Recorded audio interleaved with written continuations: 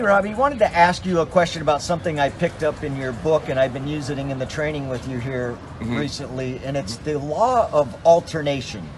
Now, can you explain what the law of alternation is in your workouts and what the benefits of it is? You know, I always go in the gym my whole mindset is to go in that gym and have an amazing, good workout. I don't think I've ever gone to the gym and have a lot so spotty or not a great workout, because I'm in there to have fun, build my body, experiment with things. So I came out of it always alternate my training, sets of reps, the amount of weights I use. Even with my food, I do the same thing. I alternate, even when it came to my rest, I will make sure I'm always on a certain time clock, making sure that I alternate everything I do from the training. One week it might be low reps, the next week it might be high reps, but then that low reps is 5, 4, 3, 2, 1. I practice this for a whole consecutive week for each body part. And as you keep going along on that 5, 4, 3, 2, 1, you're going to become stronger. And then the next week I'll alternate back to more reps, probably warming up with 20, 20, 15, 12, 10, 9, 8, something 6 like that. And I do this consistently. And I think that's one of the reasons I've never had injuries or back problems or joint problems. Because I always make sure that I keep things flexible, always going back and forth. Light week, heavy week, light week, heavy week, rep week. I alternate back and forth like that. And I love it because it makes the whole workout fun. I can change the exercises if I want to. I'm always working to find out exactly what I need to look good on stage under the lights. Could you speak to mindset for a little bit? You know, when I was younger, I always wanted to be successful. I wanted to be able to accomplish things and do things that nobody I thought never have had done before.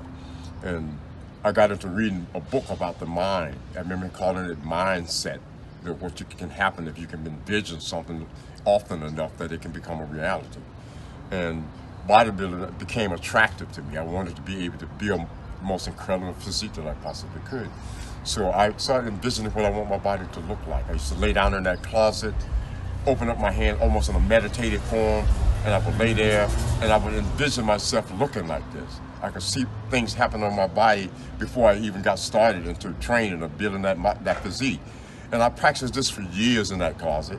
I also had a speech impediment where I stuttered. And I remember standing in front of this mirror and starting to read silently for weeks, months, to the point where I was able to not have that stuttering. And what you're hearing now has been trained completely.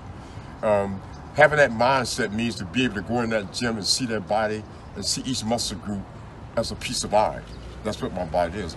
My body overall covering is a canvas. So I want to create this incredible physique, muscle development, muscle separation, a beautiful physique that people will find, amazing. And even today, I do the same thing with my own life. I try to imagine every day being a good day. You know, that's not possible, but it can be a good day. You never know what's going to happen anyway. So that's the most important thing to me, is to be able to envision what I want to see happen in my life. I still do it to this day. Imagine what I want to look like when I stand on stage under the light. Imagine what I can accomplish by creating a better business connection with my clients or whatever. Being able to communicate with everyone and put them in that same positive mode. It's very important to envision what you want to see happen in your life and do it consistently. I've been doing it now for 55 years. I totally believe that you can transform all of that just by thinking about something consistently. You might not do it every day. Say do it every other day. Think about, I want to become better than my old self. And that's what I've been practicing. I'm still practicing it now. And I think anyone that's out there trying to become a successful person, you have to do that. And do you visualize workouts before you I visualize walk my into the workout. gym? I really think I'm going to do Scott bench curls and reverse curls. I already know what I'm going to do. Whether I'm going to do back and forth between it, where I'm going to do a single set of one and go single set of another, superset as they would call it. I always try to visualize that muscle growing and become fuller, more muscular, deeper separation, more peaks all over my body.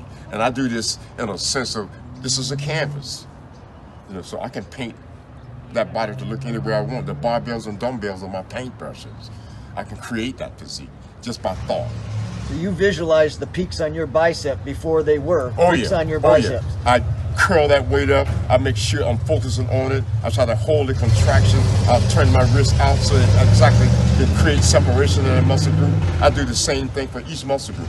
I know where that muscle should be working, how it should be working, behind the neck press, front press, squat, deadlifts. I know if I put myself in those right positions and visualize, I'm gonna look like a piece of art.